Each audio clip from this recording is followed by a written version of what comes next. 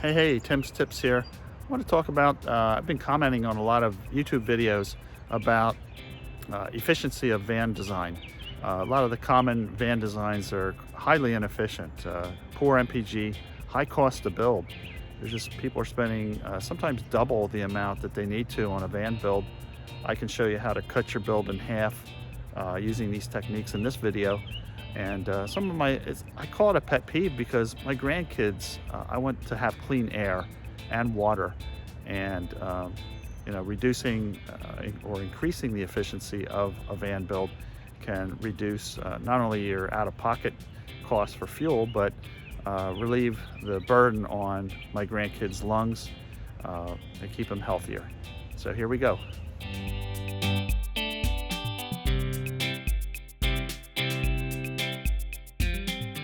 So I think everyone's interested in lowering the cost of their van build, getting better handling, lower the noise, internal fan noises, true for season when it's cold or hot, being relatively comfortable in the van, fast hot water, boondock, being able to generate your own power, and reduce the PM 2.5. That's the stuff that's really bad for our lungs, CO2, NOx, sulfur, and cost less. Why? Why does it cost less? Every gram of weight costs to haul around, and it also that requires more fuel to haul that, and more toxic gases. So there's the graph. I'm an airplane guy, so I deal with lift, thrust, drag, and weight. They're all interrelated, and if we can reduce drag and weight, we can definitely get go faster with less fuel, and I think van builders, you have three different types. The old guard of lots of experience, resources, and power. So they're basically in business to stay the course, do it like it was always done, lead batteries, and so forth. And the startups, they look at new technologies. They typically don't have a lot of cash, so they're going to put the burden on the customer to pay for extra doodads and weight, lots of heavy duty items, and they're interested, but they are looking to get make money, so they're not necessarily looking for efficient technologies. However, the disruptor with the vision to be ecological and efficient, they have the vision to do this. They may not have a lot of support up front. Here's a van called the Eco. And to me, this is not eco at all. You can see from this, they need dualies in the back to support all the weight from all the technology. And I bet you it does not get even 12 miles a gallon. Pretty poor for a van. Again, aircraft thrust to weight. Speaking of drag, we're not talking about drag strips here. We're talking about drag on the frame of the vehicle. And a lot of these sharp angles cause the drag anytime you disrupt the airflow. Here's a good design by the Hot Wheels company, so they know where it's at here. And here's another design. I don't think we want our vans to be like this, but some of them end up being that way. Here is why two roof fans are not awesome. I say remove these bulging bug catchers and disruptors of airflow and do it this way. You're going to change the airflow to a flow-through design, and we're going to change the diagram a little bit. We're going to put a vent in the back, actually a window with a screen, and also a block. This will be the insulated thermal and air block. Put a fan there, a $17 fan to pull air through the van, and so the flow is going to be different. It's going to be actually maybe better because it's flowing through the entire van. Now this fan is going to actually blow air out of the cockpit, so the cockpit windows need to be open with one of the weather deflectors that won't allow rain to get in, but you'll have a flow-through design that to me is a lot more efficient than having vans sticking up, collecting bugs and interrupting the airflow. So that's my idea, flow-through design. And It can save a lot of MPGs through the life, or a lot of gallons of gas actually through the life of the van, and give you stronger flow, up to 3 times more flow if you see my other videos. Here's other examples of poor design, if you ask me. High center of gravity. These look like steel elements, heavy boards there, and just, I think, bad all around. Poor cornering, lower the MPG. It costs a lot, and to me it's possibly a danger falling off this thing. People think they're going to stay up there and enjoy things as they get older. I don't think that's going to happen. I prefer to cover my van with pure solar panels. Another example where they tried a couple of minor solar panels with a lot of air disruption.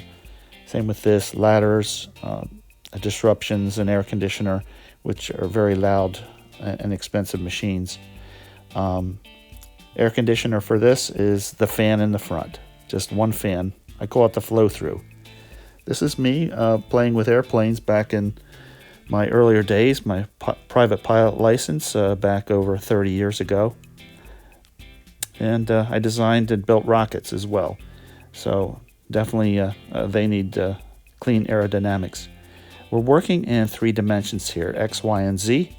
And this is what happens if your center of gravity is pretty high. And we want to get that ball lower and in the center of the 2 wheels. So what I did, I calculate all this lumber that people are putting on.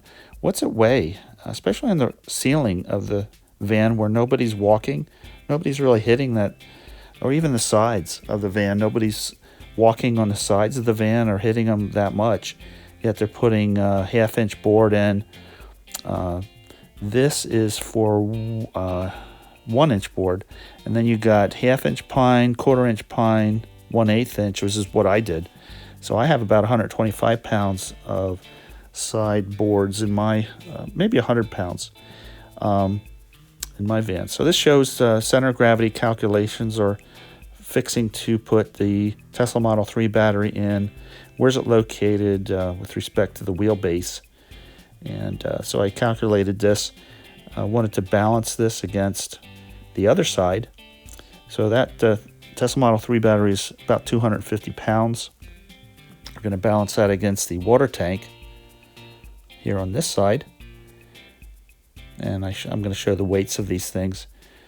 They're not going to be totally balanced, but I wanted to do the best I could. It's a 42-gallon tank, so Tesla Model 3 250, water tank is 350 approximately as a full tank. So that's 42 gallons or so. And I'm rounding a little bit. And here's the toilet. It's not very heavy, but I figured I'd put it in there. It's also about 35 pounds. It's a China toilet, so it's very high quality, and just sits on the floor and goes into the tank, the other tanks. This is the inverters, and that setup estimated at about 100 pounds here. And there's a lot of other ancillary items. I didn't want to take too much time to outline everything, but these are the major items. And then we're going to talk about here, drawing some more items to balance the other side. We have a galley module, and that has so much weight. And then we have the microwave fridge module, and that also carried a little bit of weight there. So I add that in, and we're going to do a tally of these items, and then see how they come out generally. And here's the electric box. Put that in there. It definitely has some weight. There's 50 pounds. And then after that is the cord reel. I have a 50-foot, 50-amp cord reel. Very convenient. However, it does weigh some pretty good amount. I put 50 pounds in there with all its ancillary bracketry. So let me tally it up. Let me tally up the other side. You see the imbalance there. Not real bad off, but however, the tank is, the tank is full of water, and then it starts to drain into the black slash gray tank, that water is essentially migrating onto the other side. So eventually that weight will be balanced, and if the tank is full, you may have imbalance on the other side. But at least it's good to be aware of this for cornering purposes. What your tanks, when you're draining one tank and filling another, what's going to happen there. So not to bore you, but here's an analysis in another axis of the van, and that is to show you how low things are mounted. The inverters, the toilet, and things are mounted fairly low to the ground, which is good. Then we have the kitchen fridge, actually the fridge and microwave module. That's fairly high, so that's not good, but sometimes you gotta take the hit in there and stack things up. So yeah, the microwave is the heaviest thing that's on top. So that's the kitchen and fridge microwave on one side. And again, they're pretty low to the ground. Here's a Tesla Model 3 battery mounted in its location. It's fairly low, and that's drawn here.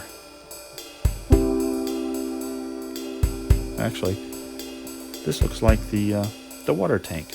So that Tesla Model 3 battery will be balanced both side to side, and then on this axis, fairly balanced this way. And this van does corner pretty well. I really don't feel like it's shaking back and forth too much, and it corners fairly well. Okay, this is a picture of the van, and the solar panels mounted on top. You take one hit for that break in the wind on the panels. In the rear is the mini split. That wind is protected. That wind's already disturbed, so that's not really doing anything to the wind flow for drag purposes. The glass I want to talk about. The glass is heavy, so I've replaced most of the glass windows with the dual pane acrylic. Isolated the cockpit from the living area. Removed this original floor. This was a pretty heavy floor. Replaced it, stripped it all out. If I was to do it over again, I would put XP, I think it's called EPS. It's the pink stuff that they use for concrete floors that people step on. They actually pour concrete on it. This I poured my own foam. I would not do this again. This is way too hard and pretty heavy. Here's an analysis going through the costs. Why does it cost less for this efficient design? Getting rid of the diesel heater in favor of a heat pump, and that gives you AC, heat and AC. Little fan, $17 fan, batteries, lithium, BMS, inverters, solar panels, solar charger. A lot of these are Chinese items, but they do work and they're pretty cheap. The performance, the chargers and the inverter performance is outstanding. Wood paneling, get rid of the heavy wood and go with 80/20. Lightweight aluminum. Go with just a residential fridge, a little dorm fridge. Petrol, you'll save over 10 years. You'll save a heck of like $5,500 from doing this. The ladder, get rid of the ladder. Tankless, just go with a hot water faucet. So here's a final number. By doing the efficient design, you can save $15,000, and it's approximate, so it's an order of magnitude. You could certainly say add certain things that you want to add, subtract things that you want to subtract. You certainly don't need a Tesla Model 3 battery or a Mitsubishi mini split, but they do eliminate. I didn't even get into the propane here, propane costs and propane tanks and plumbing and everything, and the safety hazard with that. But here's the numbers. You could save $15,000 just by listening to this. Final thoughts. I admire anyone who builds or buys a tiny home on wheels. Traditional van builders can be successful. I want them to succeed. Don't let my criticism of the management or the design diminish their achievements. That's diminish. And criticism is not malice. So I'm merely trying to provoke a better van build, more efficient, more ecologically responsible. Here's a place where we stayed, Boondockers Welcome, near Walnut Port, Pennsylvania. Had a great time with Boondockers Welcome. Thanks for listening.